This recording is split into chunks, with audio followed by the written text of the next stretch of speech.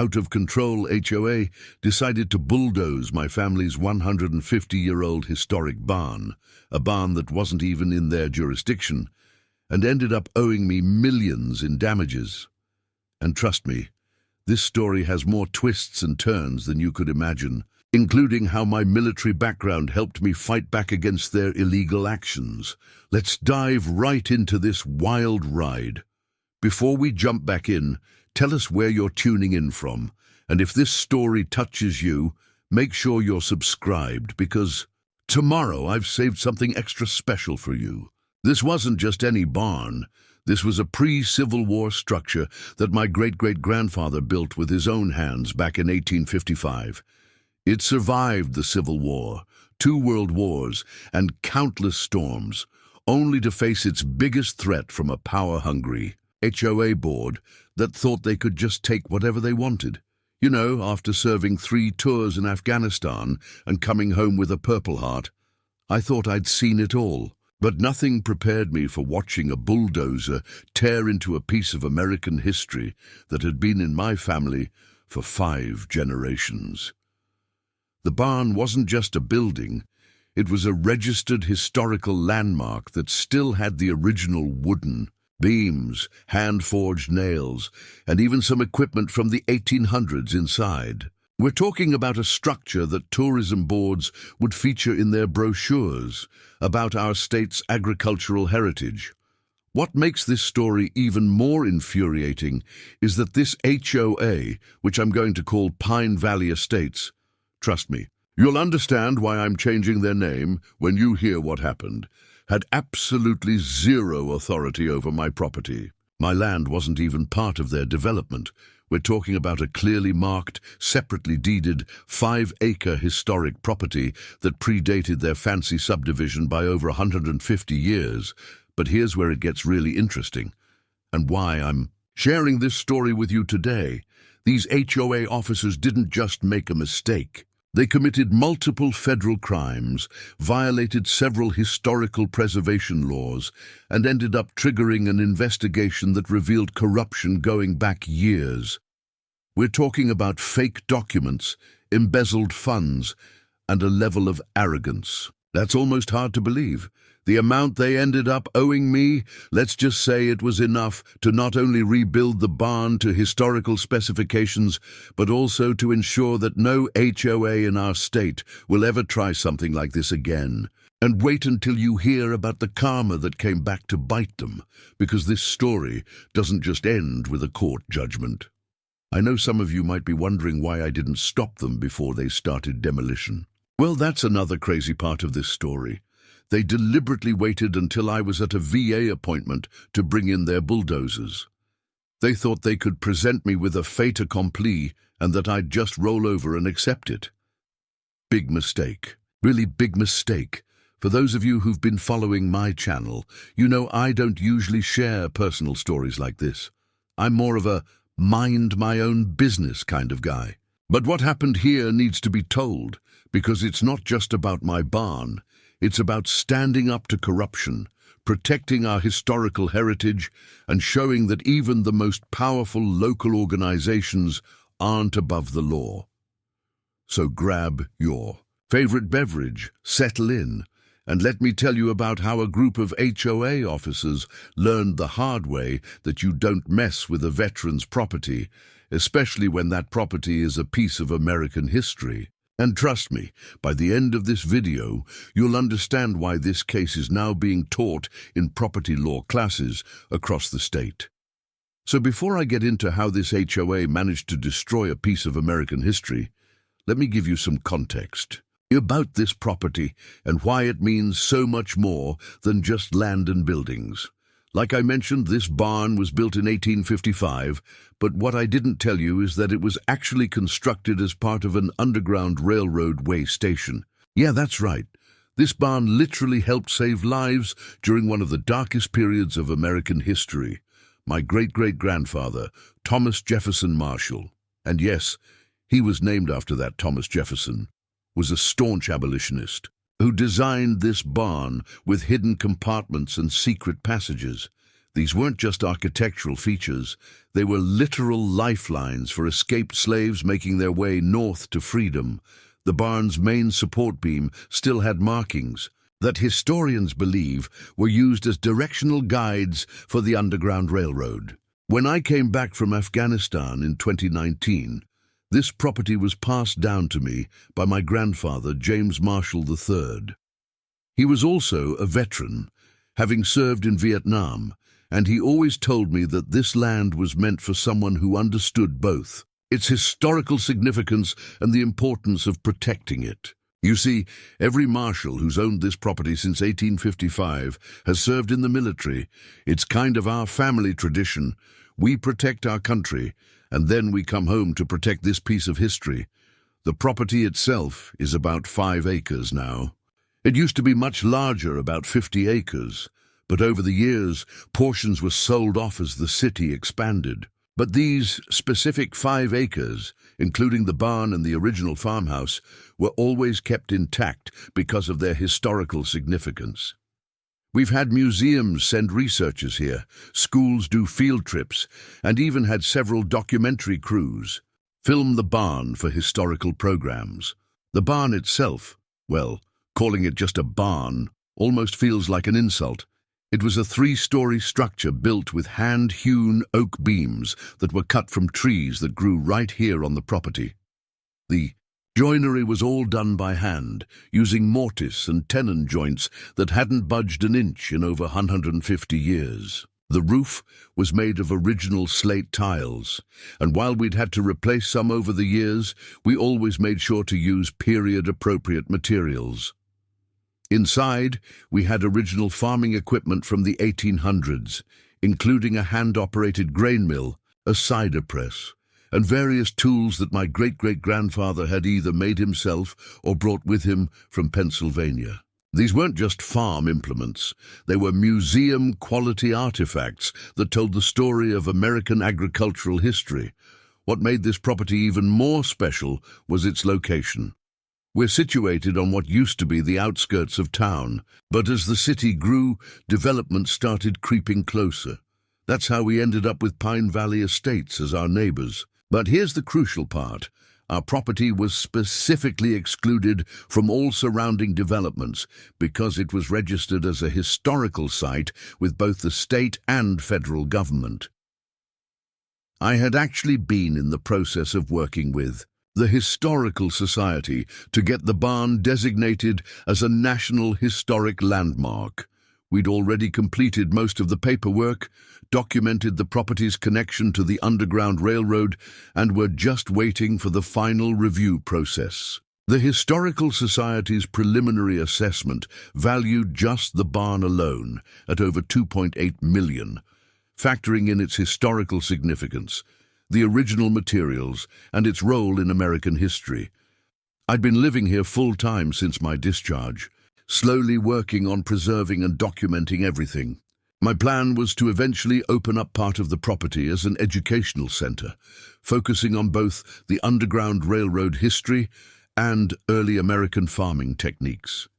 I'd even started taking classes in historical preservation at the local community college, to make sure I was maintaining everything properly, but I guess some people just can't stand seeing a piece of property they don't control sitting right next to their precious development. The first signs of trouble started about 6 months after Pine Valley Estates finished their final phase of construction. At first, it was just little things, complaints about my machinery, questions about property lines, that sort of stuff. But I never imagined it would escalate to the point of them destroying a literal piece of American history. Looking back now, I should have seen the warning signs. The way their HOA board members would drive by slowly, taking pictures, making notes. I just figured they were being typical nosy neighbors. I had no idea they were actually planning something that would not only destroy a historic landmark, but also lead to one of the biggest HOA scandals in our state's history. I guess I should tell you a bit about myself and how I ended up being the one who had to deal with this mess. Like I mentioned, I served 3 tours in Afghanistan with the 75th Ranger Regiment. Being a ranger taught me a lot about dealing with difficult situations and standing your ground when things get tough. Skills that would turn out to be pretty handy when dealing with this HOA situation. After getting wounded during my third tour, took some shrapnel to my left leg during a night operation, I was awarded the Purple Heart and given a medical discharge. Coming home wasn't easy at first. A lot of veterans will tell you that transitioning back to civilian life is like trying to fit a square peg into a round hole. But I was luckier than most, because I had this property waiting for me. Preparing and narrating this story took us a lot of time, so if you are enjoying it, subscribe to our channel. It means a lot to us. Now back to the story. My grandfather was still alive when I first came back, and he spent about 6 months teaching me everything he knew about maintaining the property and preserving its history. He was basically a walking encyclopedia of this place, knew every nail, every board, and every story behind them. "Jimmy," he'd say, that's what he called me, even though my name's actually Robert, "this isn't just a piece of land, it's a piece of America's soul." I used to think he was being dramatic, but now I understand exactly what he meant. I had a pretty good routine going. During the day, I'd work on restoration projects around the property. I'd actually gotten pretty good at historical carpentry. Learned how to use all the old tools, how to shape wood using traditional methods, that kind of thing. The VE disability payments helped cover my basic expenses, and I made some extra money giving guided tours to school groups and history buffs who wanted to see the barn. I also started a small YouTube channel documenting the restoration work. Nothing fancy, just showing people how we used to build things before power tools and modern materials. It was therapeutic for me, really helped with my PTSD. There's something calming about working with your hands and preserving something that's meant to last. The local historical society loved what I was doing with the place. They'd often send people my way when they wanted to see an example of preserved 19th century architecture. I'd even started hosting workshops for other historical property owners, teaching them about proper preservation techniques and the importance of maintaining these old structures. One thing that really helped me was the network of other veterans in the area. We had a small group that would meet up regularly, and several of them would come help out with bigger projects on the property. Mike, who served with me in Afghanistan, was particularly interested in the historical aspects. He'd spend hours helping me catalog artifacts and document the barn's features. Having that support system was crucial, especially for what was about to happen. I should mention that I'm also working on my degree in historical preservation through our state university's online program. After the military, I never thought I'd end up being a history student. But here I am, writing papers about 19th century construction techniques and architectural preservation laws. This educational background would later prove invaluable when dealing with the legal aspects of what the HOA did. The property itself required constant attention. Every morning I'd do a walkthrough of the barn, checking for any signs of wear or damage that needed addressing. I kept detailed logs of every repair, every modification, every piece of historical evidence we found. These records would later become crucial evidence in the legal battle that followed. I also had a good relationship with most of my neighbors. The ones who weren't part of Pine Valley Estates anyway. The Johnson family to the east had been there almost as long as we had, and old Mrs. Johnson would often bring me her famous apple pies, saying I was too skinny for someone working so hard. The Williams family to the north would help out during harvest season when I'd demonstrate the old farming equipment for school groups. Everything was going pretty well until Pine Valley Estates started their expansion. That's when things began to change. But looking back, I realize now that I was actually perfectly positioned to handle what was coming. My military training taught me discipline and strategy. My education gave me the knowledge I needed. And my experience with the property gave me the motivation to fight back when they tried to take it all away.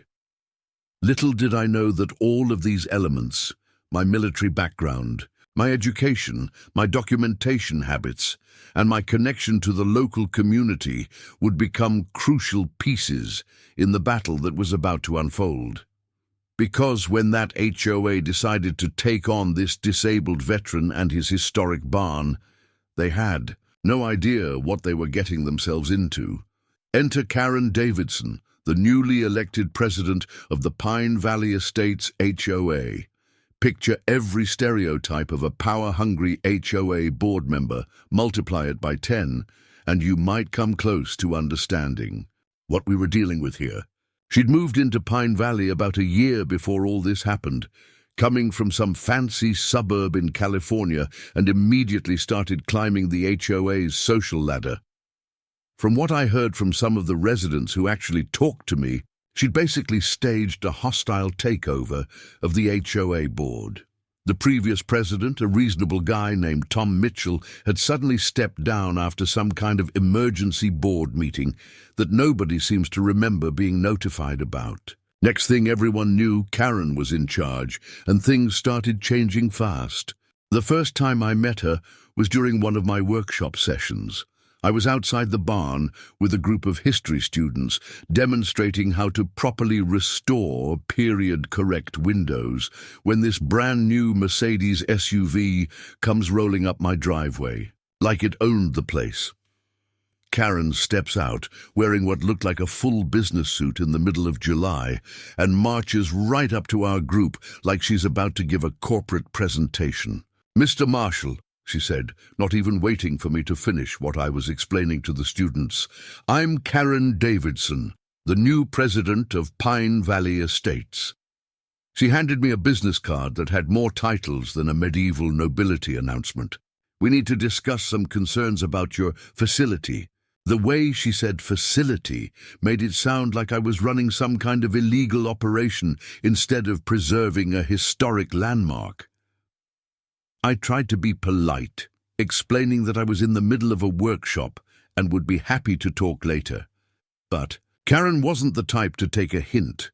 She just stood there, tapping her designer shoes on the gravel, making it clear she wasn't leaving until she got what she wanted. So I had to apologize to my students and take a break. That's when she dropped her first bombshell. "Mr. Marshall, the board has been reviewing the neighborhood aesthetic guidelines, and we've determined that your property is in violation of several key provisions." She pulled out this thick folder like she was some kind of prosecuting attorney, about to present evidence in court. I had to stop her right there. "Ma'am," I said, using my best professional voice, "this property isn't part of Pine Valley Estates. We're on historically protected land that predates your development by over 150 years. I even offered to show her the property documents and historical registry paperwork, but Karen just gave me this condescending smile that I'd see many more times in the coming months. "Oh, Mr. Marshall," she said, like she was talking to a child, "I think you'll find that recent zoning changes have brought all adjacent properties under our jurisdiction's aesthetic influence. We're simply trying to maintain property values for everyone." Now, I knew this was complete nonsense. Just 2 weeks earlier, I'd been at a city council meeting where they'd specifically discussed protecting historical properties from exactly this kind of encroachment. But Karen wasn't interested in facts. She just kept going on about property values, curb appeal, and how my agricultural museum, her words, was disrupting the modern luxury aesthetic of Pine Valley Estates. Then she hit me with what she probably thought was her trump card. "Additionally," she said, pulling out another document, "we've received complaints about unauthorized commercial activity." She was referring to my educational workshops and school tours, which were all properly permitted through both the city and the Historical Society. The whole time she was talking, I noticed she kept looking past me at the barn, like she was already planning what to do with the property. It reminded me of certain looks I'd seen during my deployments, people who thought they could take whatever they wanted just because they had a little bit of power. Before she left, she handed me a stack of papers, Violation notices, she called them, and told me I had 30 days to rectify these issues. As she was walking back to her car, she turned and said something that should have warned me about what was coming. "You know, Mr. Marshall, this property would make an excellent location for our new community center. You might want to consider selling before these violations become too costly." Looking back, I should have taken that threat more seriously, but at the time, I just filed her paperwork away with a note to have my lawyer review it.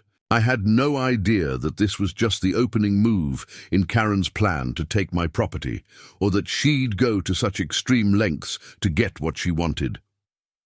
After that first meeting with Karen, things started getting weird around the property. I'd notice cars from Pine Valley Estates driving by slowly, taking pictures. Sometimes they'd park across the street, and people in business attire would stand there with clipboards, pointing at different parts of the barn. It was like living in a fishbowl, but with professionally dressed vultures circling outside.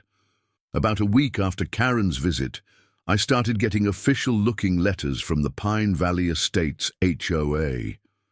Each one was more ridiculous than the last. The first demanded that I modernize the exterior appearance of a historically protected barn. They wanted me to replace the authentic slate roof with architectural shingles, cover the weathered wood siding with vinyl, and, I'm not making this up, paint the entire structure coastal beige to match their community aesthetic. Another letter claimed that my property was violating their livestock ordinance because I occasionally brought in heritage breed horses and cattle for historical demonstrations. Mind you, these animals were only here maybe once a month for educational programs, and they were more pampered than most house pets. But according to Karen's letters, they were disrupting the suburban tranquility of Pine Valley Estates. The most absurd demand came in a certified letter that arrived about 2 weeks after Karen's visit.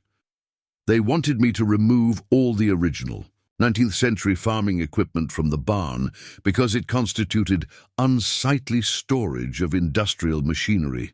We're talking about museum-quality artifacts here, pieces that agricultural historians would travel hundreds of miles to study and document.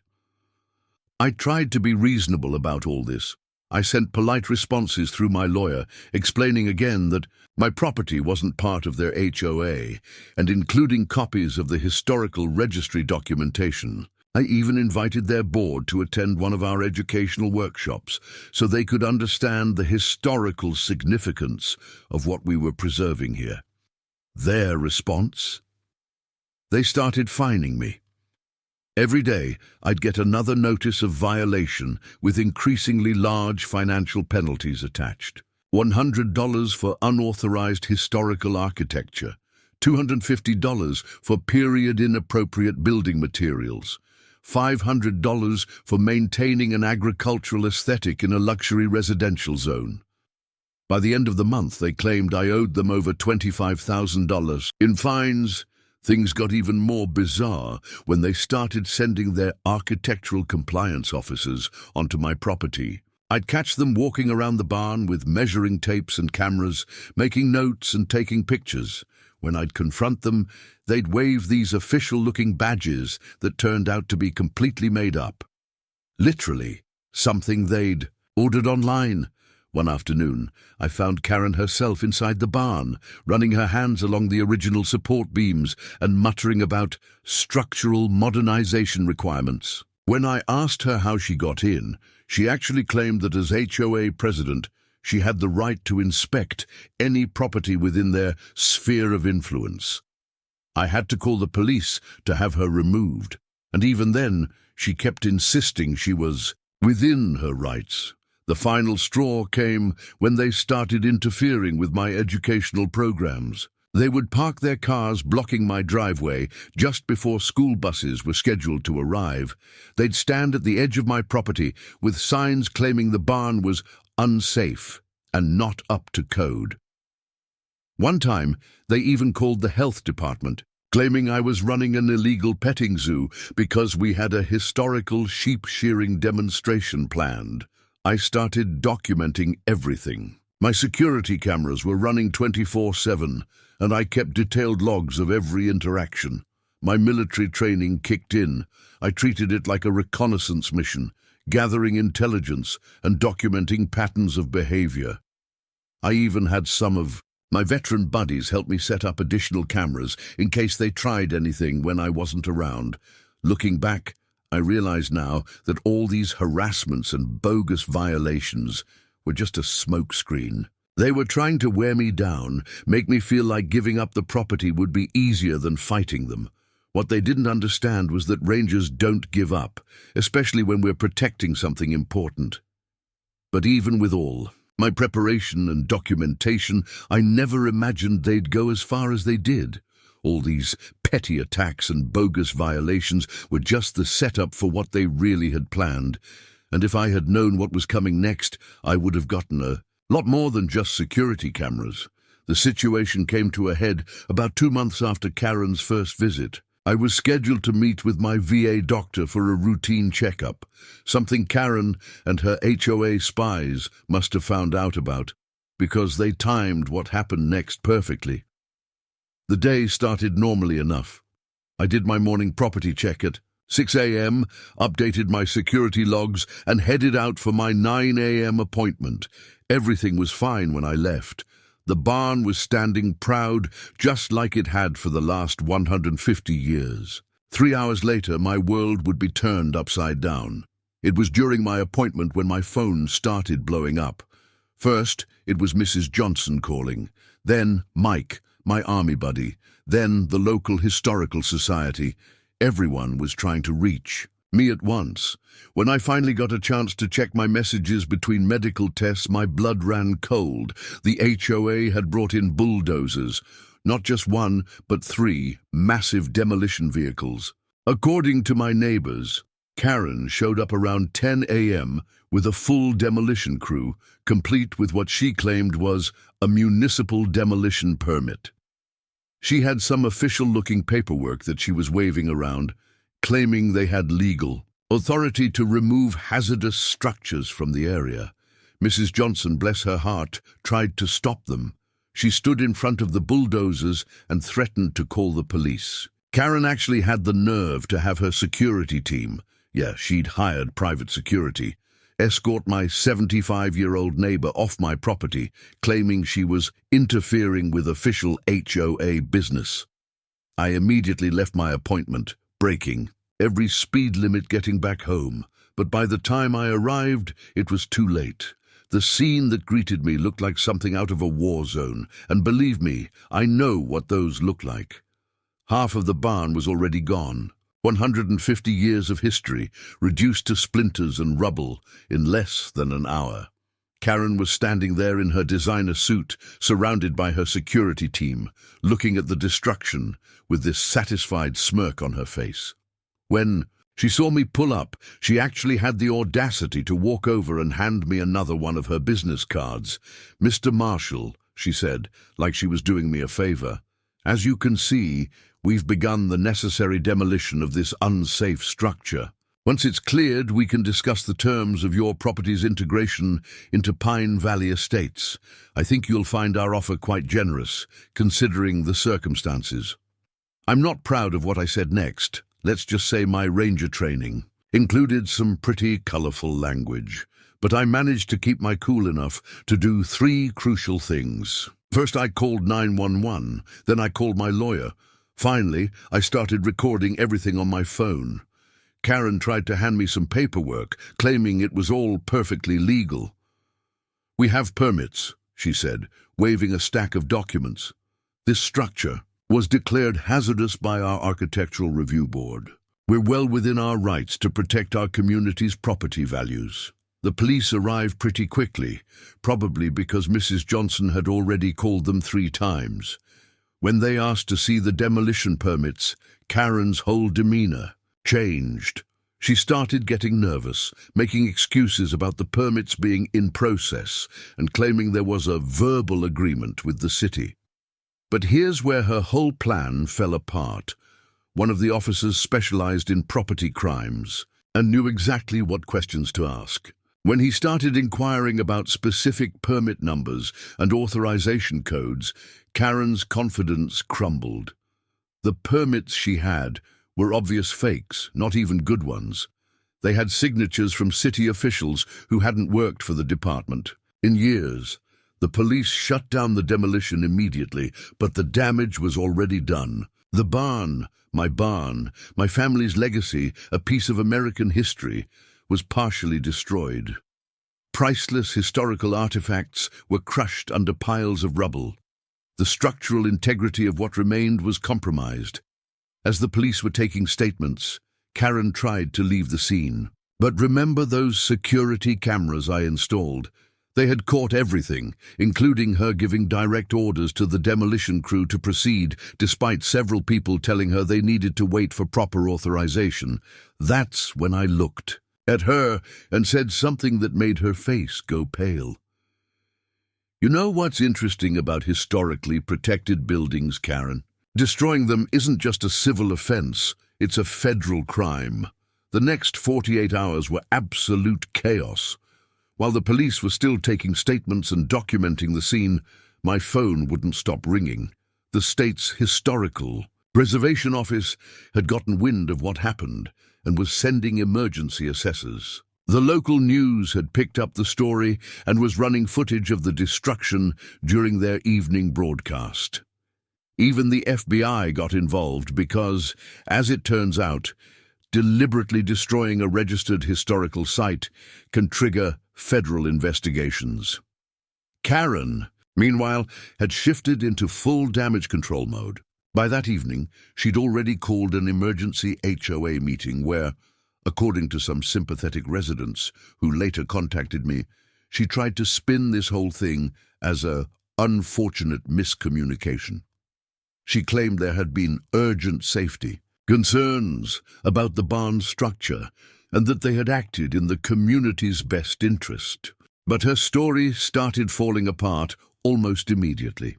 First, the demolition company she hired came forward with their side of the story. Turns out, Karen had told them this was an emergency demolition of an abandoned structure and had forged multiple documents to make it appear legitimate. She'd even created fake letterhead from the city's building department and forged signatures of officials. The demolition company's owner was furious when he learned the truth. He'd been in business for 30 years and had never been tricked into destroying a historic building before. He immediately provided authorities with all the documentation Karen had given them, including emails, where she specifically instructed them to start the demolition during the exact window when she knew I'd be at my VA appointment. Then came the threats. My lawyer started receiving letters from the HOA's legal team, trying to claim that I had somehow authorized the demolition during previous discussions with Karen. They even tried to produce a document with my signature on it, except they'd copied my signature from some paperwork I'd filed with the Historical Society months earlier. And the dates didn't match up, but Karen's biggest mistake was what she did next. Instead of backing down or trying to make amends, she doubled down. She sent out a community-wide email claiming that I was trying to extort the HOA and that the barn's historical status was questionable at best. She even had the nerve to suggest that my military service might have left me mentally unstable and unable to maintain the property properly. That last bit was what really got people angry. See, Pine Valley Estates had quite a few veteran residents who didn't take kindly to someone using PTSD as a weapon against another vet. Within days, dozens of residents were reaching out to me with stories about Karen's other illegal activities. As HOA president, one resident, a retired accountant, had been keeping track of discrepancies in the HOA's financial reports. Another had documentation of Karen using HOA funds for personal expenses. A former city clerk who lived in Pine Valley provided evidence that Karen had been falsifying official documents long before this incident with my barn. The pressure started mounting on Karen from all sides. The Historical Society filed an emergency injunction, preventing any further demolition or removal of debris until a full assessment could be made. The city launched an investigation into all recent demolition permits after finding evidence that this wasn't the first time Karen had forged their documentation. But what really seemed to shake Karen was when the FBI showed up at her door.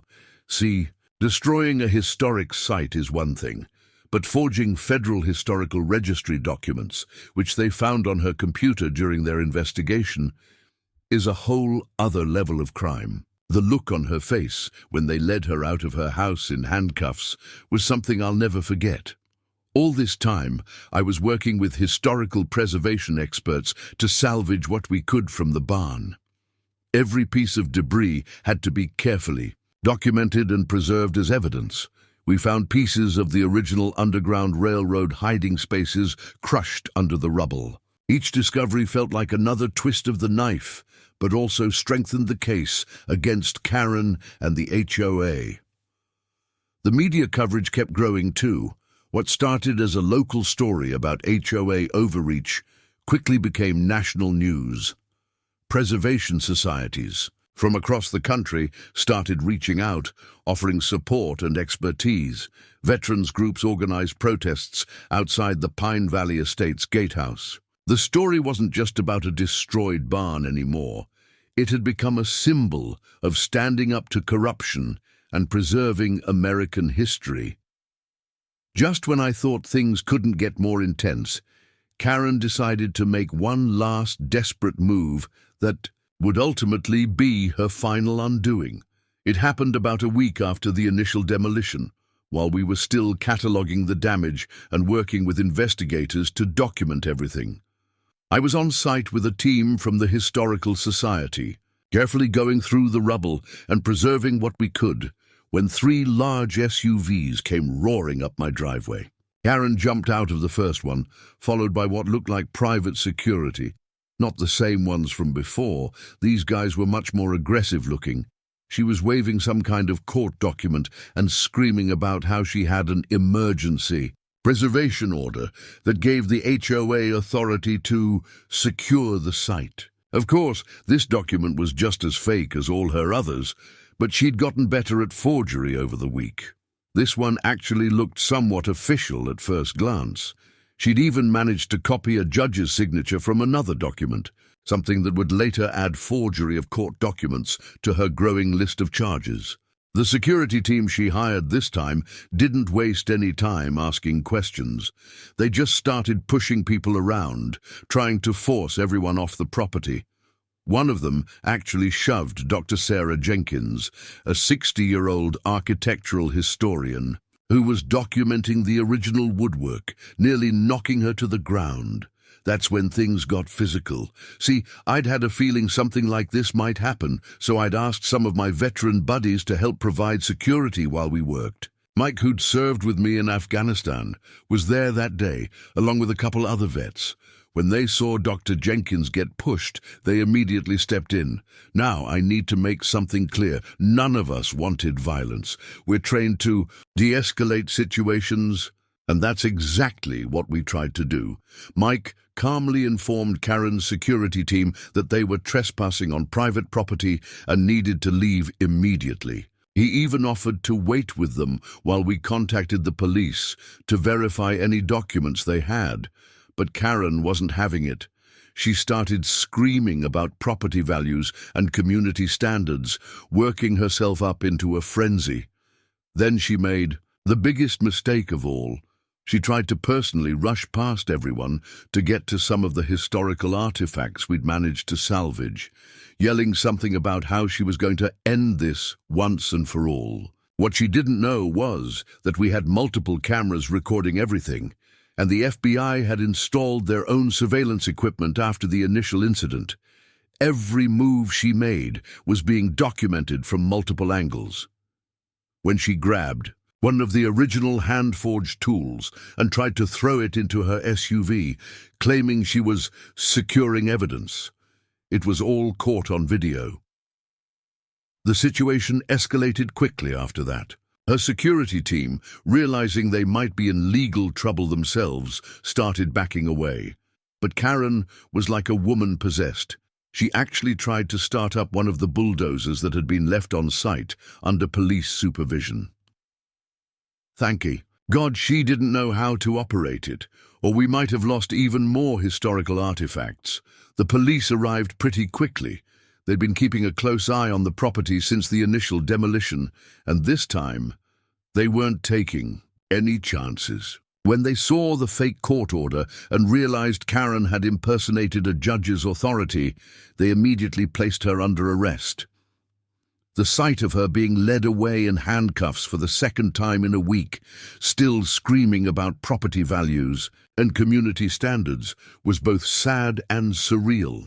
The confrontation ended up being a blessing in disguise, though, because it led to some crucial discoveries. In her SUV, the police found a whole folder of forged documents, including plans for other historical properties she'd been targeting.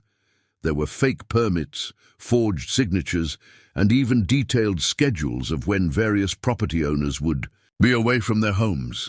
But the real bombshell came from one of her security team members. After being questioned by the police, he revealed that Karen had specifically hired them to clean out the remaining historical artifacts. She had apparently told them that anything they could remove from the property before the police arrived would be disposed of in a way that would make it impossible to use as evidence.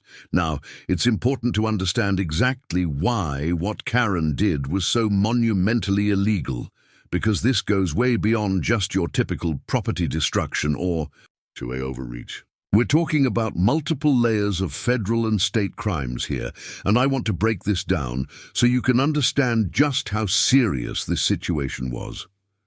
First, let's talk about the National Historic Preservation Act. This federal law, enacted in 1966, provides specific protections for historically significant properties. My barn wasn't just some old building. It was a documented underground railroad site that was in the final stages of being designated as a National Historic Landmark. Under this law, willfully destroying or damaging such a property can result in federal criminal charges, carrying penalties of up to $100,000 in fines and 1 year imprisonment per offense. But here's where it gets even more interesting. Because the barn was connected to the Underground Railroad, it was also protected under the Network to Freedom Act of 1998. This law specifically preserves sites connected to the Underground Railroad as part of our nation's history of resistance to slavery. Damaging such a site doesn't just destroy property. It destroys irreplaceable evidence of our nation's struggle for civil rights. Then there's the Archaeological Resources Protection Act, which came into play because of all the historical artifacts inside the barn. Those 19th century tools and equipment weren't just old farm implements, they were protected historical artifacts. Each piece that was damaged or destroyed could be counted as a separate federal offense. The FBI agent in charge of the case, Agent Rodriguez, explained it to me like this. Mr. Marshall, what we're dealing with here is the intersection of multiple federal preservation laws. Each piece of historical evidence that was destroyed doesn't just represent property damage. It represents the permanent loss of irreplaceable historical artifacts that tell the story of American history. But that's just the federal side of things. At the state level, we had another whole set of violations. Our state has specific laws protecting registered historical sites, with penalties that can include both criminal charges and civil damages. The state's historical preservation officer, Dr. Thompson, spent hours documenting how each destroyed element of the barn violated different aspects of state preservation law. Then we get into the fraud aspects. Every single document Karen forged, from the demolition permits to the court orders, represented a separate count of fraud. The fact that she forged federal documents made it federal fraud, which carries much heavier penalties than state-level forgery charges. When you add in the forged judge's signature, that's impersonating a federal official. another serious federal crime. The district attorney explained that what made this case particularly egregious was the premeditation involved.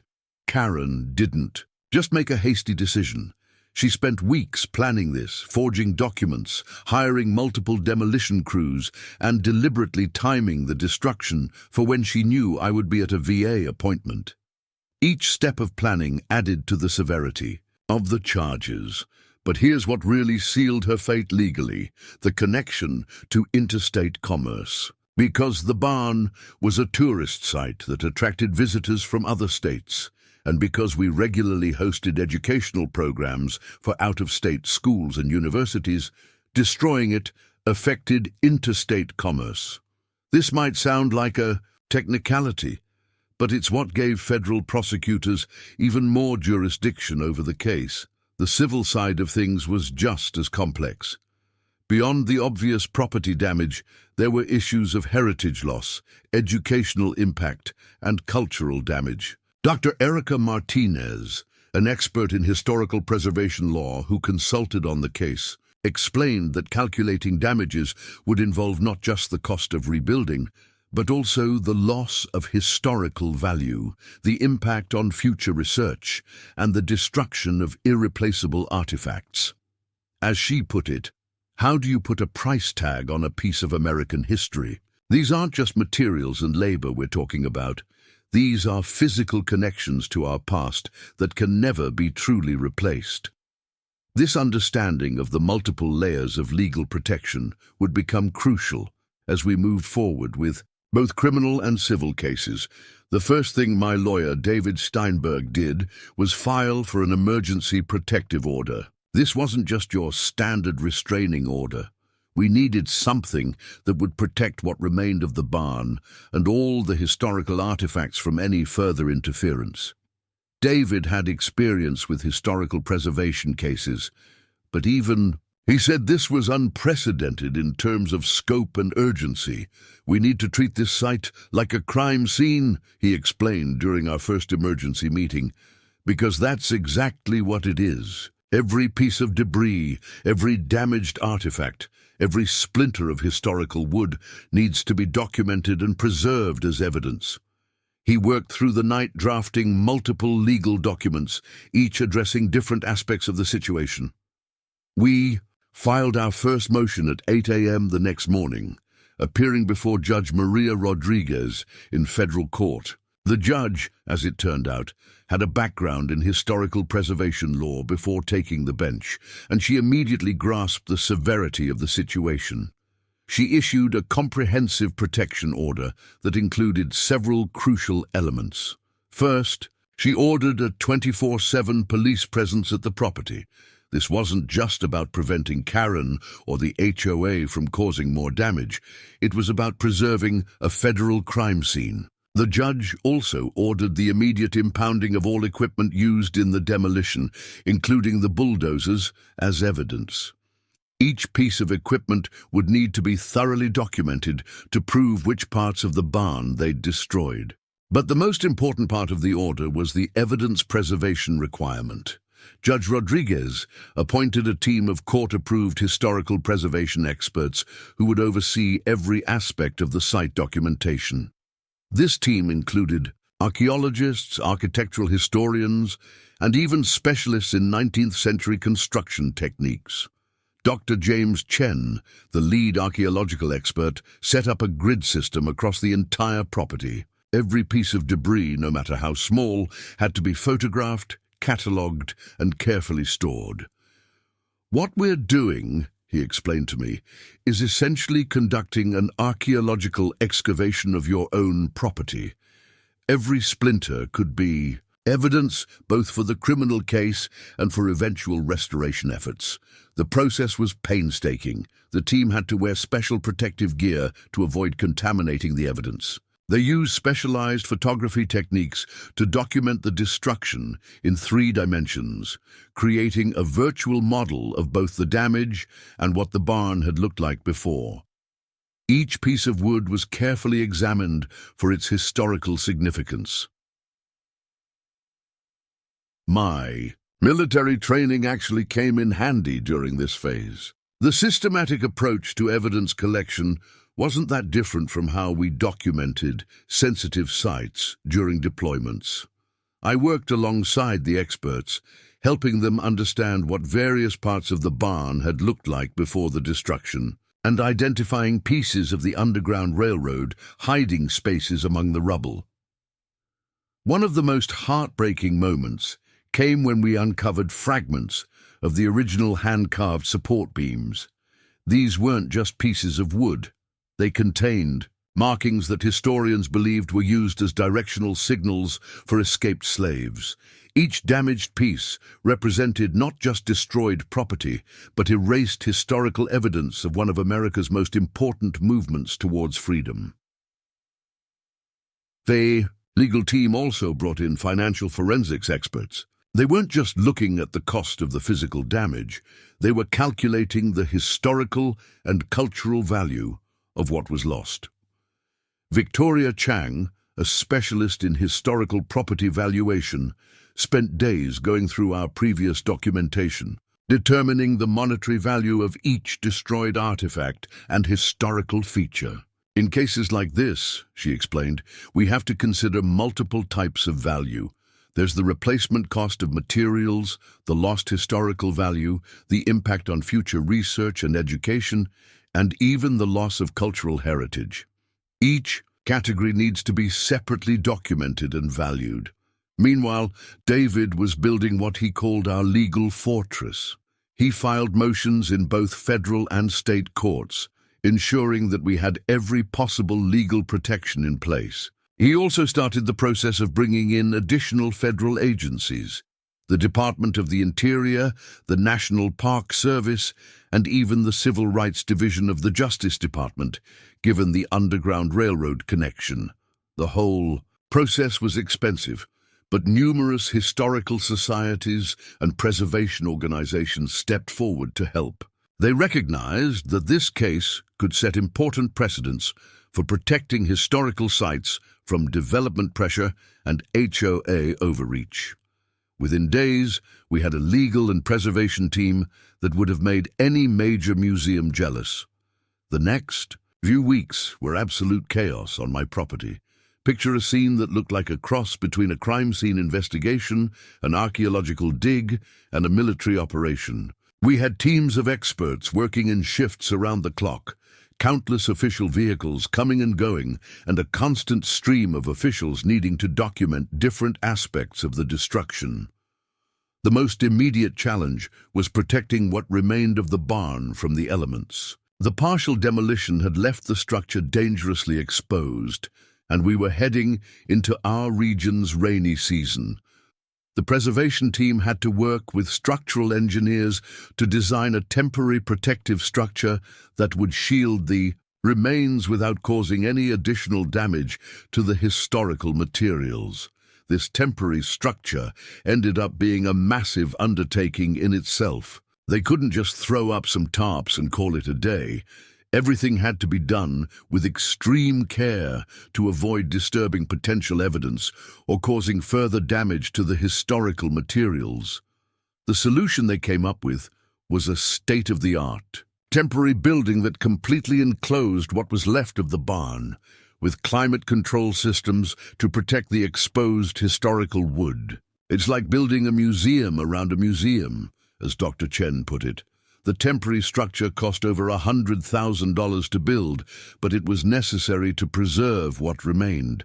Every penny of that cost was documented to be added to the eventual damages claim against Karen and the HOA. The human cost was significant too. I was basically living in a construction zone and a crime scene combined. My daily routine had been completely disrupted. Simple things like getting to my mailbox meant navigating through teams of investigators and preservation experts. Even sleeping became difficult with the constant activity and the security lights needed for the 24/7 police presence. The psychological impact was even harder to deal with. Every morning, I'd wake up and see that protective structure where my barn used to stand, and it would hit me all over again. This wasn't just property damage. It was like watching a family member being attacked. My VA counselor started making house calls because she was worried about how the stress was affecting my PTSD. The local community's response was overwhelming, though. Mrs. Johnson organized a meal train, and soon I had neighbors bringing food. For not just me, but for the entire team working on the property. Local veterans groups organized volunteer security patrols to supplement the police presence. Even some of the Pine Valley Estates residents, horrified by what their HOA had done, reached out to offer support and information. One of the most difficult aspects was dealing with the constant media attention. The story had gone national and, every day, brought new reporters wanting to cover different angles of the situation. Some focused on the historical preservation aspect, others on the HOA abuse angle, and still others on the veteran angle. While the attention was helpful in terms of raising awareness about the importance of historical preservation, it was exhausting having to constantly relive the trauma of what happened. The financial strain was significant too. Even with the support from historical societies, the daily costs were mounting. Just the security and preservation efforts were running thousands of dollars a day. My lawyer assured me that we'd recover these costs in the end. But in the meantime, I had to take out loans to keep everything going.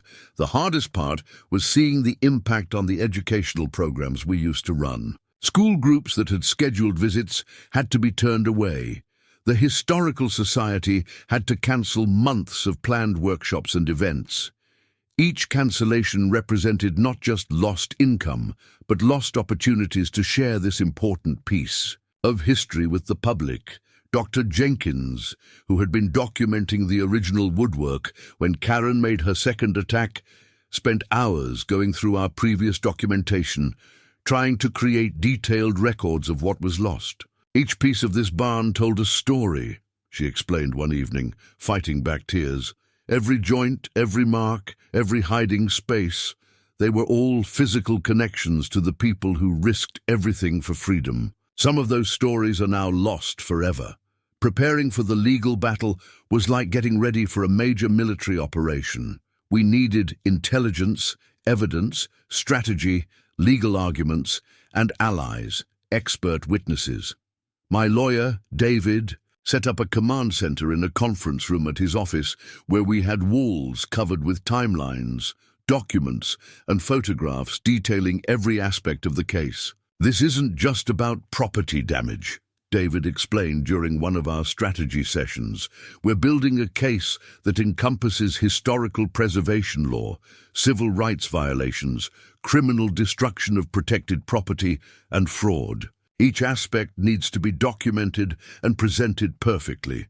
He had brought in additional lawyers who specialized in each area of law we were dealing with. The legal team created what they called damage matrices, detailed spreadsheets documenting every single thing that was destroyed or damaged. Each item was classified under multiple categories: historical value, monetary value, cultural significance, and educational impact. They even brought in experts in Underground Railroad history to document the significance of the specific features that had been destroyed. One of the most crucial pieces of evidence turned out to be my obsessive documentation habits. Those daily logs I'd kept of the barn's condition, the detailed photographs I'd taken of every historical feature, and all the maintenance records suddenly became invaluable. "You've given us a perfect before picture," Dr. Martinez said, comparing my records with the post-destruction documentation. The FBI's investigation was running parallel to our civil case preparation. Agent Rodriguez and his team had set up their own command center in a mobile unit on my property. They were particularly interested in the pattern of document forgery and the potential connections to other historical property cases in the region. "What we're seeing here," Agent Rodriguez told me during one of our many interviews, "suggests this might not have been an isolated incident. The level of sophistication in these forged documents indicates practice, and that means there might be other historical properties that were targeted. This revelation led to a broader investigation that would eventually uncover a disturbing pattern. We also had to prepare for the PR battle. Karen and the HOA had hired a crisis management firm and were trying to spin the story in their favor. They were pushing narratives about community safety and property values, trying to paint me as an unreasonable holdout who was endangering their development. David brought in his own media consultant to help us manage the public narrative. The evidence gathering was intense. We had teams of experts analyzing everything from the composition of the original mortar to prove the historical authenticity, to the pattern of the bulldozer tracks, to prove deliberate intent. Every piece of debris was photographed, catalogued, and stored in specially constructed evidence containers.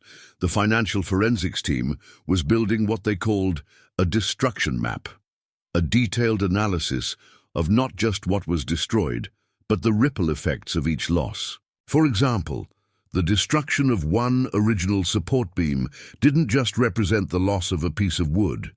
It represented the loss of historical construction techniques, potential research opportunities, and educational value. One of the most powerful pieces of evidence came from the 3D scanning team. They had been able to use my previous documentation combined with laser scanning of the debris to create a perfect virtual model of what the barn had looked like before and after the destruction. The ability to show a jury exactly what was lost would prove invaluable. We also had to prepare for the human side of the case. David arranged for testimony from students who had attended our educational programs, historians who had studied the barn's Underground Railroad connections, and even descendants of people who had escaped to freedom through our property. Each of these witnesses would help tell the story of what was really lost when Karen ordered those bulldozers to move in. The HOA's legal team tried every trick in the book to delay and obstruct our preparation.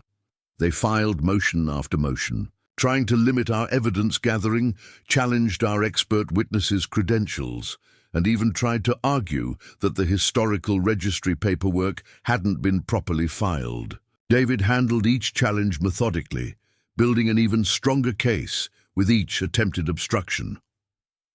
The first major break in our case came from an unexpected source, Karen's own computer. The FBI's forensic team had seized her devices during their investigation, and what they found was like hitting the legal equivalent of a gold mine. Not only did they find evidence of the forged documents used in my case, but they uncovered something much bigger and more sinister. It turned out that Karen had been running what amounted to a sophisticated real estate scam long before she set her sights on my property. Her computer contained folders full of templates for forging various official documents, everything from building permits to court orders. But the real bombshell was a spreadsheet titled Historical Property Acquisitions. "This isn't just about your barn anymore," Agent Rodriguez explained as he showed me the evidence. We found detailed plans targeting multiple historical properties across 3 states. She had a whole system worked out. The spreadsheet included everything: property details, owner schedules, potential pressure points to force sales, and even calculated profits from redevelopment. What made me sick to my stomach was the column labeled Owner Vulnerabilities. In my case, she had noted my VA appointments and PTSD diagnosis as potential leverage points. For other historical property owners, she had noted things like medical conditions, financial struggles, or family situations that she planned to exploit. The forensic accountants found something even more damning: a series of offshore accounts where Karen had been funneling HOA funds. She hadn't just been targeting historical properties, she'd been embezzling from her own HOA to finance her schemes. Every fake permit, every forged document, every hired demolition crew, it had all been paid for with stolen HOA funds. She was running a complex criminal enterprise, David explained during an emergency meeting with our legal team. This wasn't just about destroying your barn. It was about systematic fraud and destruction of historical properties for profit. The evidence showed that she had successfully forced several other historical property owners to sell in other areas, though none as dramatically as her attempt with my property. One particular email chain proved especially crucial.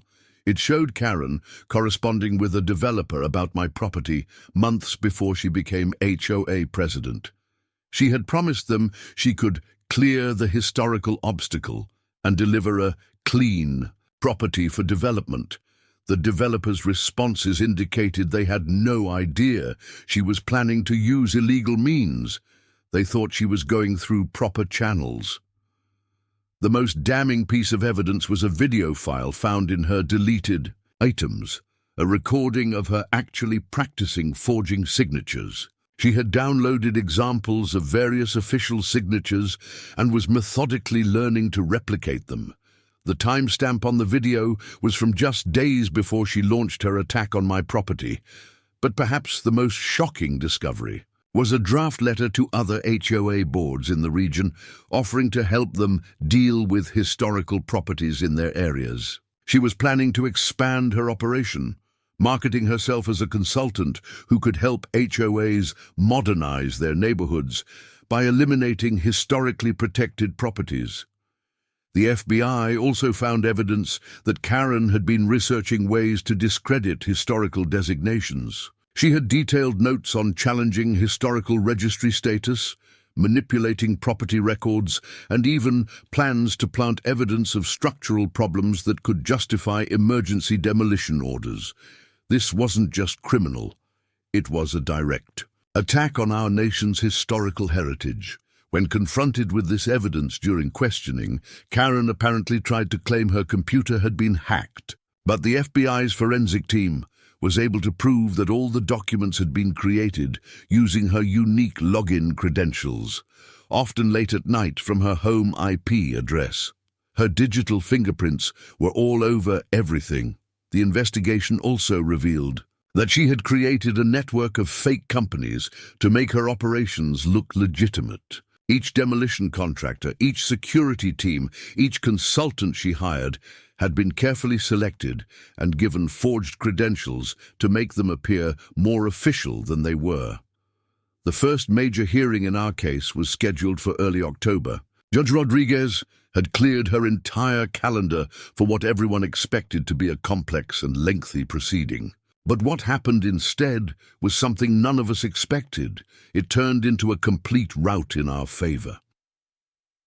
The hearing started with Karen's legal team trying to argue that the HOA had legitimate authority to take action against dangerous structures within their sphere of influence.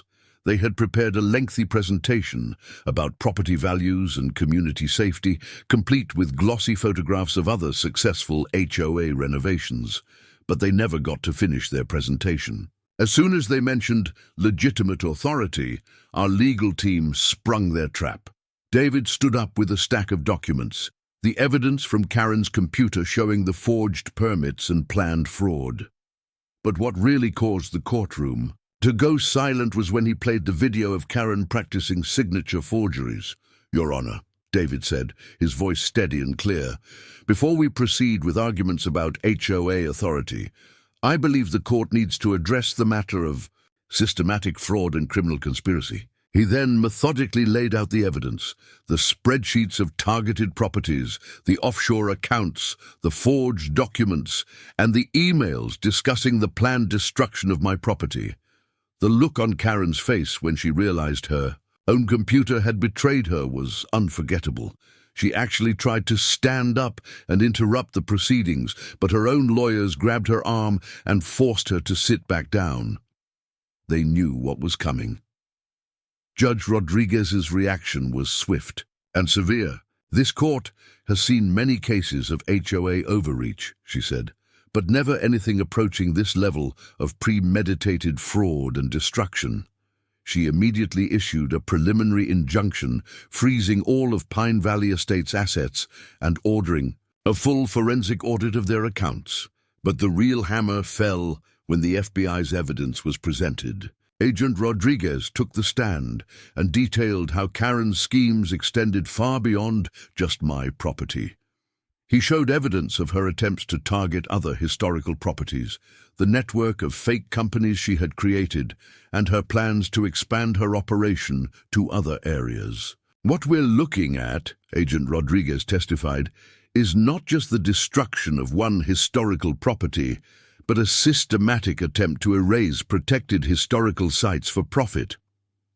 He then revealed that the FBI had already identified 3 other historical properties in neighboring states that Karen had successfully forced into sale through similar fraudulent means. The judge's ruling was comprehensive. First, she ordered immediate federal protection for my property and all remaining historical artifacts. She appointed a special master to oversee the preservation and restoration efforts, with all costs to be paid from frozen HOA funds. Then came the preliminary damages assessment. The judge ruled that Karen and the HOA would be jointly liable for full restoration costs of the barn, using period-appropriate materials and techniques, compensation for all damaged or destroyed historical artifacts, loss of educational and research opportunities, emotional distress and trauma, or legal and expert witness fees. The costs of security and preservation efforts, but what really made headlines was when Judge Rodriguez referred the case to the Department of Justice for criminal prosecution. The deliberate destruction of protected historical sites is not just an attack on property, she said. It's an attack on our nation's heritage and shared history. Karen's lawyers immediately tried to negotiate a settlement, but David advised me to wait. They're scared now, he explained. They know what's in those computer files, and they know what's coming next. This is just the beginning. He was right. Within hours of the judge's ruling, we started getting calls from historical preservation societies across the country. Other property owners who had been pressured by similar tactics started coming forward. What had started as a case about one destroyed barn was quickly becoming a landmark case for historical preservation law. In the days following our first court victory, Karen and what remained of the HOA board tried one last desperate move that would ultimately prove to be their final mistake. Instead of accepting their defeat, they decided to try and discredit me personally in the most underhanded way possible. It started with a series of anonymous tips to various government agencies. Suddenly, I was being investigated by everyone from the IRS to the Department of Labor. They claimed I was running an illegal business without proper permits, employing undocumented workers for the restoration work, and even suggested I was selling historical artifacts on the black market. This is classic deflection, David explained when the first investigations started. They're trying to muddy the waters and make you look as corrupt as they are. But what Karen didn't realize was that my military background had taught me the importance of keeping impeccable records.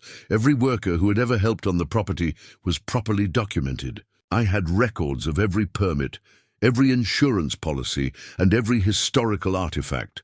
My tax returns were spotless, with every penny from the educational programs properly reported. Even the donations we'd received from historical societies were meticulously documented. The most ridiculous accusation came when they tried to claim I was fabricating the barn's historical significance. They actually hired a so-called historical consultant who turned out to be Karen's cousin with a bachelor's degree in modern art, to write a report claiming the barn was a recent construction made to look old.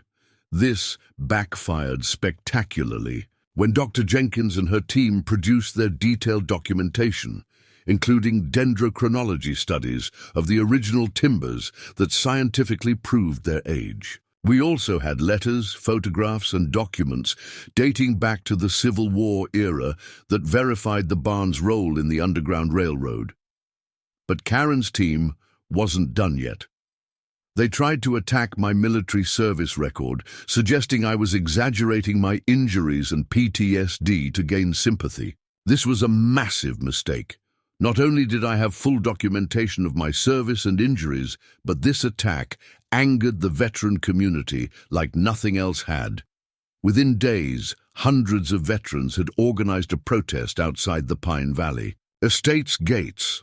Many of them were residents of the development themselves, furious at how their HOA fees had been used to attack a fellow veteran. The media coverage of decorated veterans standing in support of preserving military and civil rights history was devastating to Karen's attempts to control the narrative. The final desperate move came when they tried to claim that the property was causing environmental hazards. They hired an environmental testing company, another one of Karen's connections, to produce a report claiming the old wood treatments and paints were leaching dangerous chemicals into the groundwater. This attempt blew up in their faces when our preservation team revealed that we had already done extensive environmental testing as part of the historical documentation process. Not only was there no contamination, but we had been using historically accurate, environmentally safe materials in all our preservation efforts. "They're getting desperate," Agent Rodriguez commented when he heard about these attempts. "Every false report they file, every fake expert they hire, just gives us more evidence of their ongoing criminal conspiracy." The FBI was documenting each false claim, building an even stronger case for federal prosecution. The investigations all came back clean, of course. Each agency cleared us of any wrongdoing, and several even commended our record-keeping and compliance efforts. But Karen's attempts at retaliation had an unintended consequence. They brought even more scrutiny to her own activities. One of the investigators, after clearing us of any violations, became curious about why these reports had been filed in the first place. His digging led to the discovery of even more forged documents and false complaints filed by Karen against other historical property owners in the region. The deeper the investigators dug into Pine Valley Estate's operations, the more corruption they uncovered. What started as an examination of false complaints against me quickly snowballed into a full-scale investigation of the HOA's entire financial history. The findings were staggering. The forensic accountants discovered that Karen had set up an elaborate network of shell companies, all supposedly providing services to the HOA. There was a landscaping company that never mowed a lawn, a maintenance company that never fixed anything, and a security company that existed only on paper. All of these companies were charging the HOA thousands of dollars each month, with the money being funneled directly into offshore accounts. "This goes back years before she even targeted your property," explained Sarah Chen, the lead forensic accountant. "She was using the HOA like her personal piggy bank." The numbers were astounding. Over $2.3 million in HOA fees had been embezzled through these fake companies over just 3 years. But the real bombshell came when they started tracking where this money went. It turned out that Karen had been using the embezzled funds to finance a larger operation targeting historical properties across multiple states. She had created a network of corrupt real estate agents, crooked building inspectors, and shady developers, all working together to force historical property owners out of their homes. Agent Rodriguez brought me a thick folder one morning, filled with photographs of other historical properties that had been mysteriously demolished or sold under suspicious circumstances. Each of these cases follows the same pattern, he explained. First comes the harassment, then the false complaints, then mysterious accidents or demolitions, and finally forced sales to shell companies that all trace back to Karen's network. The investigation revealed that Pine Valley Estates wasn't Karen's first HOA takeover either. She had pulled similar schemes in 3 other states, always using the same playbook: get elected to the HOA board, start embezzling funds, target vulnerable properties, and then move on before anyone caught on. My barn was just the latest target in a long string of historical property destructions. One particularly disturbing discovery was a series of emails between Karen and various developers discussing what they called heritage cleanup, their euphemism for destroying historical properties that stood in the way of new developments. They had actually created a pricing structure for different types of historical properties, with higher fees for properties that required more creative solutions to remove. The IT forensics team found encrypted files on Karen's computer containing what amounted to a playbook for targeting historical properties. It included templates for forged documents, scripts for intimidating property owners, and even a timeline calculator for determining the optimal moment to strike, usually when the owner would be away or otherwise vulnerable. She wasn't just destroying history, David said during one of our meetings.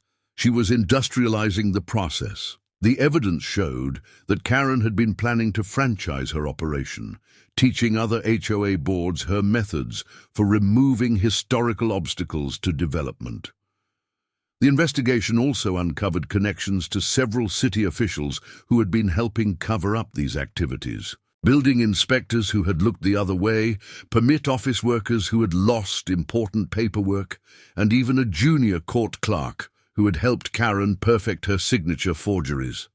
But perhaps the most shocking discovery was what they found in Karen's home safe during a federal raid, a detailed dossier on every historical property owner in a 3-state area. She had collected personal information, medical records, financial documents, and even surveillance photos. Each file included what she called a pressure analysis, a detailed plan for how to force each owner to sell. This wasn't random destruction, Agent Rodriguez explained. This was a calculated campaign to erase historical properties for profit. The evidence showed that Karen had been selling the cleaned properties to developers at massive markups, all while using HOA funds to finance the initial acquisitions. The criminal case against Karen and her co-conspirators exploded into what the media started calling the heritage heist. With the mounting evidence of systematic fraud, property destruction, and organized criminal activity, the district attorney's office had to bring in additional prosecutors just to handle all the charges. The indictment, when it was finally released, was stunning in its scope. And Karen was facing 27 counts of fraud, 15 counts of forgery, 12 counts of conspiracy to destroy protected historical sites, 8 counts of embezzlement, 6 counts of money laundering, 4 counts of interfering with federal investigations, multiple counts of wire fraud, mail fraud, and identity theft. But she wasn't going down alone. The investigation had implicated the entire HOA board in various aspects of the criminal enterprise. It turned out that each board member had been getting kickbacks from the embezzled funds, carefully disguised as consulting fees through the network of shell companies. The FBI raid on the HOA offices produced even more evidence. Hidden in a false bottom drawer in Karen's desk, they found what amounted to a blueprint for destroying historical properties across the entire eastern seaboard. She had maps marked with targeted properties, detailed financial projections, and even a timeline for expanding her operation into new states. "This is organized crime targeting American history," the district attorney announced at a press conference. "The scope and sophistication of this operation is unprecedented in cases involving historical property destruction." The press conference itself lasted over 2 hours just to cover all the criminal charges being filed. What really broke the case wide open was when one of the board members, facing serious jail time, decided to turn state's evidence. Michael Thompson, the HOA treasurer, came forward with detailed records of every transaction, every fake company, and every illegal demolition order. He had been keeping his own secret records as insurance, and now he was using them to save himself. Karen told us it was all legal, Thompson testified. She had these presentations with fake legal opinions, forged permits, everything looking official. But then she started pushing us to sign backdated documents to approve payments to companies that didn't exist. When we started asking questions, she reminded us that we were all implicated if anything came out. The testimony revealed how Karen had gradually pulled the entire board into her criminal enterprise. It started small, approving payments to fake vendors, looking the other way on forged documents, but it escalated quickly. Soon, they were actively participating in schemes to target historical properties, using HOA funds to harass property owners and helping cover up the illegal demolitions. The federal prosecutors were particularly interested in the financial aspects of the crimes. They brought in IRS criminal investigators who traced the money through dozens of shell companies and offshore accounts. The amount of money involved was staggering, over $15 million in embezzled funds and fraudulent property transactions over 5 years. This case represents one of the most sophisticated frauds we've seen targeting historical properties, explained IRS Special Agent Sarah Martinez. The level of financial manipulation and money laundering rivals some international criminal organizations. But the most damning evidence came from Karen's own recordings. She had apparently been documenting her successes in video diaries stored on an encrypted hard drive. In these videos, she bragged about how easy it was to forge documents, manipulate property owners, and destroy historical sites. She even gave advice to her future self about how to improve her techniques.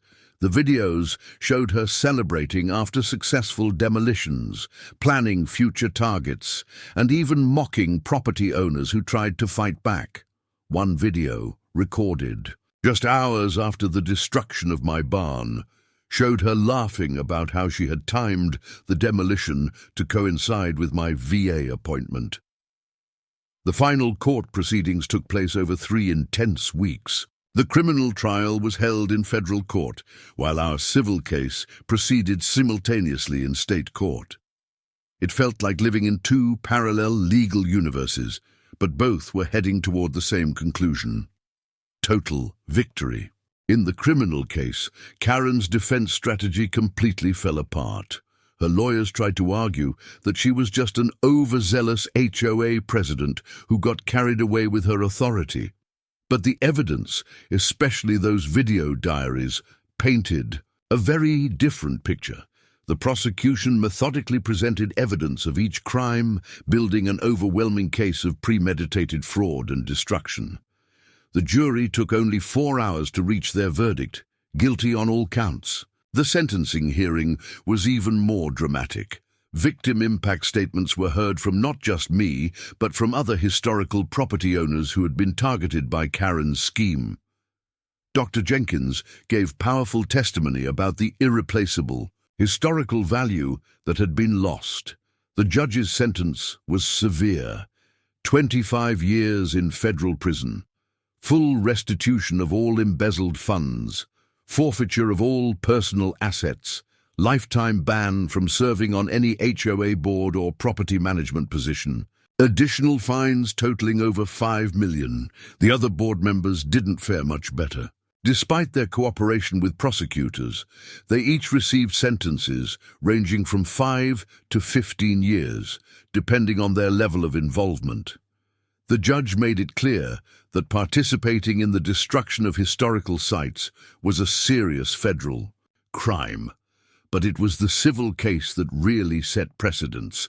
The judge's ruling was groundbreaking in several ways. First, she established that HOAs have no authority whatsoever over designated historical properties, even if they're adjacent to HOA developments. This became known as the Marshall precedent in property law circles. The damages awarded were unprecedented: $4.8 million for the physical restoration of the barn, $3.2 million for the loss of historical artifacts, $2.5 million for lost educational and research opportunities, $1.5 million in punitive damages, additional compensation for emotional distress and legal fees. But the judge went even further. She ordered that Pine Valley Estates be dissolved as an HOA and reorganized under court supervision. All their assets were liquidated to pay damages, and the development was required to establish a historical preservation trust fund as part of their new governing documents. The restoration work began almost immediately. The court appointed a team of historical preservation experts to oversee the rebuilding of the barn using traditional methods and materials. Every piece of salvageable material was carefully incorporated into the reconstruction.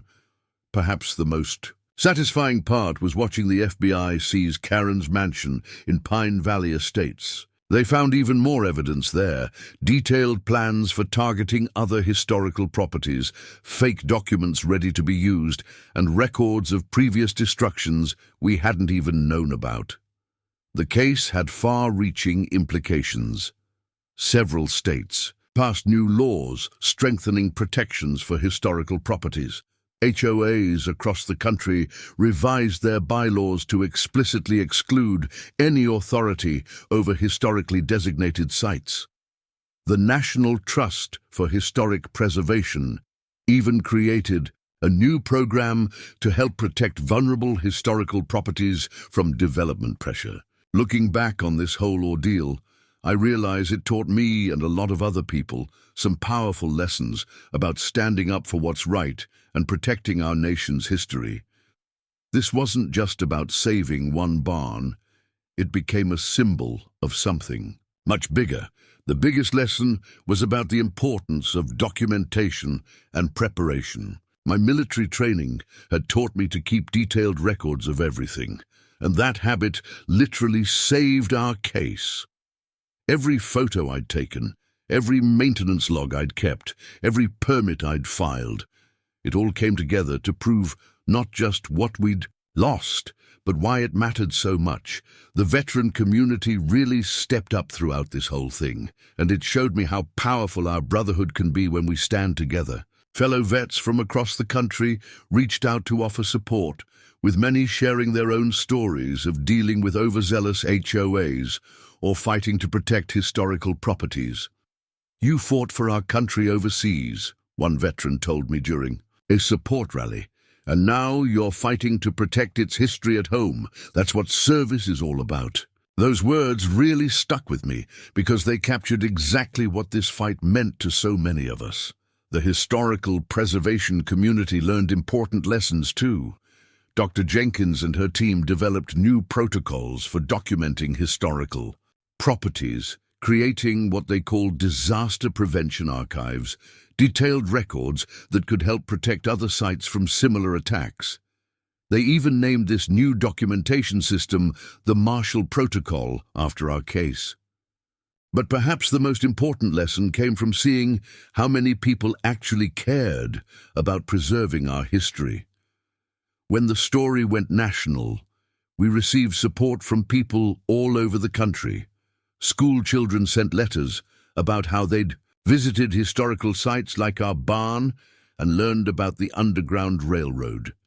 History teachers used our case to teach students about the importance of preserving historical landmarks. The legal precedents set by our case had far-reaching effects. Property law professors started teaching what they called the Marshall case as an example of the limits of HOA power and the importance of historical preservation laws. Several states even passed new Heritage Protection Acts, specifically designed to prevent similar situations from happening again. One particularly meaningful outcome was the establishment of the Historical Property Defense Fund, created using part of the settlement money. This fund now helps other owners of historical properties fight against similar threats. It provides legal assistance, documentation support, and emergency preservation services when historical sites are endangered. The reconstruction of the barn became a community project that brought people together in ways I never expected. Local craftsmen volunteered to help with the restoration, wanting to learn traditional building techniques. Schools organized field trips to watch the reconstruction, turning it into a living history lesson. Even some Pine Valley Estates residents joined in, wanting to make amends for their HOA's actions. What started as an act of destruction ended up creating something even more valuable, Dr. Jenkins said at the barn's reopening ceremony. We not only restored a historical structure, we created a new community dedicated to protecting our shared history. The experience also changed how I approach my role as a caretaker of history. I've become more active in historical preservation groups, sharing our story and helping other property owners protect their historical sites. The educational programs we run now include sessions about historical property rights and the importance of documentation, but maybe the most satisfying lesson came from seeing justice served. This wasn't just about winning in court. It was about showing that ordinary citizens can stand up to corruption and win. That when we fight to protect our history, we're not just preserving buildings or artifacts. We're protecting the stories and lessons that make us who we are as a nation. You know, guys, this story isn't just about me winning against a corrupt HOA or even about saving a historic barn. It's about something much bigger that I think all of you can relate to. Standing up for what's right, even when it seems like everything's against you. And I've got to say, the support from this community has been absolutely incredible. Since sharing my story, my inbox has been flooded with messages from people facing similar situations. I've heard from other historic property owners, veterans, protecting their rights, and even HOA members who are fighting to reform their own corrupt boards. Each of your stories reminds me why it was so important to fight this battle. One message that really touched me came from a high school student who visited our barn with her history class years ago. She wrote about how that visit inspired her to study preservation law, and now she's in college, working toward that goal. It's amazing to think that standing up for this old barn might help create the next generation of people who'll protect our history. I've noticed in the comments section of my previous videos that many of you are dealing with your own HOA nightmares. While not everyone's facing the destruction of a historic property, I've seen your stories about unreasonable demands, abuse of power, and attempts to bully homeowners into submission. Your experiences aren't that different from what I faced, just on a different scale. That's why I want to take a moment to share some practical advice that helped me win this fight. First, document everything. Every interaction, every letter, every email. Keep it all. Take photos and videos regularly. Keep detailed logs. It might seem paranoid, but trust me, it could save you one day. As we say in the military, proper preparation prevents poor performance. Second, know your rights. One of the biggest mistakes people make is not understanding what HOAs can and cannot legally do. Many of you have asked about this in the comments, so I've worked with my legal team to create a resource guide that I'll be sharing in my next video. It covers the basics of property rights, HOA limitations, and steps you can take to protect yourself. I'm also starting a new series on this channel about property rights and preservation. Many of you have requested more detailed information about how to protect your own properties, whether they're historical or not. We'll be covering everything, from documentation methods to legal strategies, with expert guests sharing their knowledge. Here's something I want all of you to remember. What happened to my barn could happen to any property if we don't stay vigilant. That's why I'm asking each of you to be active in your local communities. Attend city council meetings, get involved in local preservation efforts, and don't be afraid to speak up when you see something wrong. For those of you who've been following this story from the beginning, you've probably noticed how much the community support meant to my case. That's why I want to create the same kind of support network through this channel. In the comments below, share your own experiences with HOAs or property rights issues. Let's build a community where we can help each other fight these battles. And speaking of community support, many of you have been asking how you can help protect other historical properties. Well, I'm excited to announce that we're launching a new initiative called Preserve Our Past. It's a network of property owners, legal experts, and preservation specialists working together to protect historical sites. I'll be sharing more details about how you can get involved in upcoming videos. For my veteran followers, you guys have been incredible throughout this whole thing.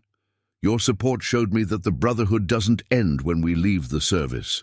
I'm working on a special series specifically about veterans' property rights and how military experience can help in these kinds of battles. So here's what I want you all to do.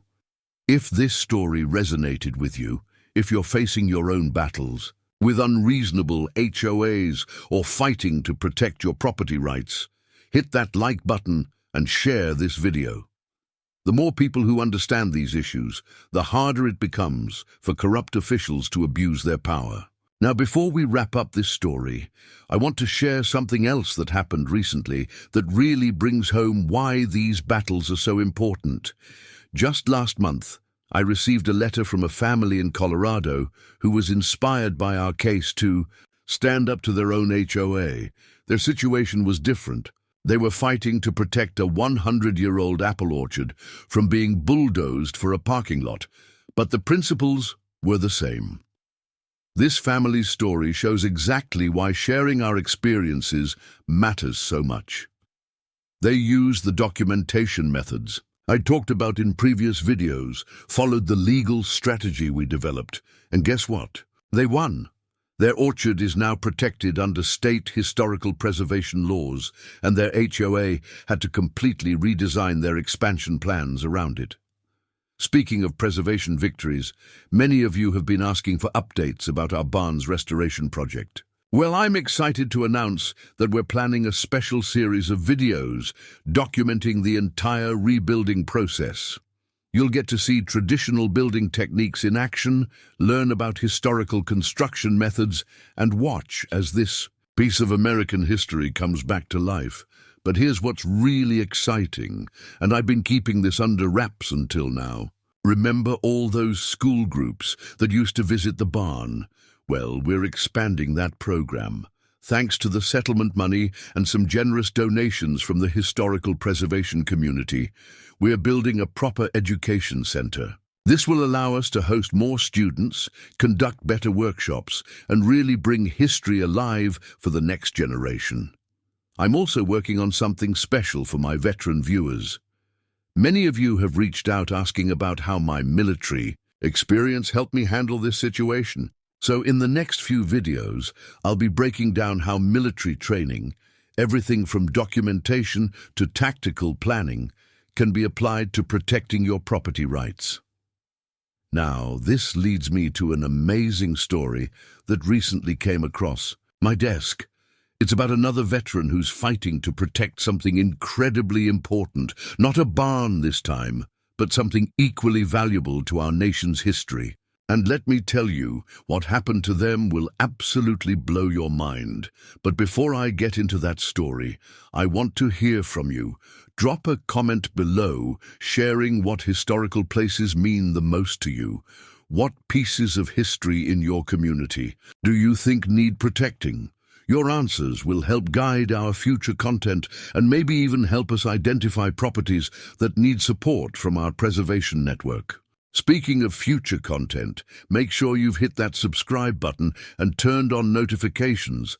The story I'm going to share next week is something that nobody, and I mean nobody, saw coming. It involves another HOA, but this time they tried to mess with something even bigger than my barn. Let's just say it involves a Revolutionary War battlefield site and an HOA president who clearly didn't learn from Karen's mistakes. I'm also working on a comprehensive guide about property rights and historical preservation, which I'll be sharing exclusively with this community. This guide will include everything I learned from my experience, plus expert advice from the legal team and preservation specialists who helped win our case. And for those of you following the legal aftermath of our case, stay tuned. The precedents set by our victory are already being used in other cases across the country. I'll be doing a special series breaking down these new cases and explaining what they mean for property owners everywhere. 21. So, there you have it.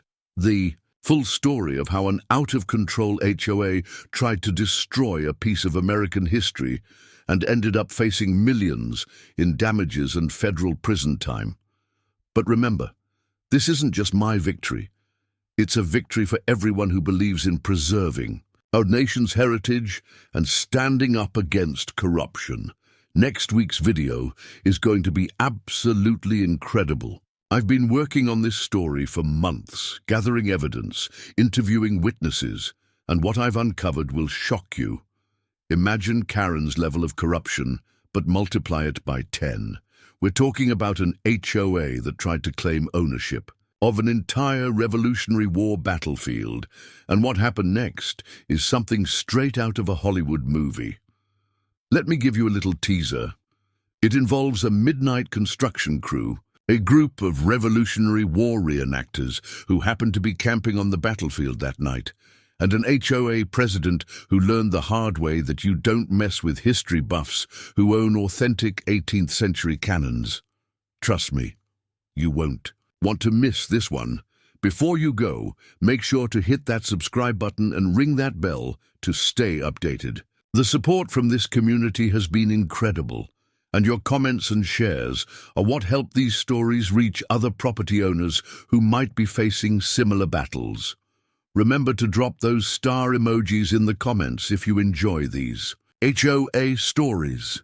It helps the algorithm show these videos to people who might need to hear them. And if you have your own HOA horror story, share it in the comments below. Who knows, your story might be the one we cover next. Also, don't forget to check out the links in the description. I've included resources for property owners, contact, information for historical preservation groups, and details about our new Preserve Our Past initiative. There's also a link to our legal defense fund, which helps other property owners protect their historical sites. One last thing. Many of you have been asking about visiting the barn once restoration is complete. Well, I'm excited to announce that we're planning a grand reopening event this spring. It's going to be more than just a ribbon cutting. We're planning a full living history demonstration, complete with period reenactors, traditional crafts demonstrations, and maybe even a special appearance by some of the key people who helped win this fight. This channel has become more than just sharing stories. It's become a community of people who care about protecting our history and fighting against abuse of power. Every week, we're going to keep bringing you these important stories, along with practical advice and resources for protecting your own properties. So until next time, remember, whether it's a historic barn, a century-old orchard, or just your own backyard, you have the right to protect what's yours. And if anyone tries to tell you different, we'll just show them what happened to Karen and her corrupt HOA board. This is your host signing off, and I'll see you all next week for another incredible story of standing up to HOA corruption and preserving American history. Trust me, you won't want to miss this one. It might be the most incredible HOA story I've ever covered. Stay strong, stay vigilant, and keep fighting the good fight. Up next, you've got 2 more standout stories. Right on your screen. If this one hit the mark, you won't want to pass these up. Just click and check them out.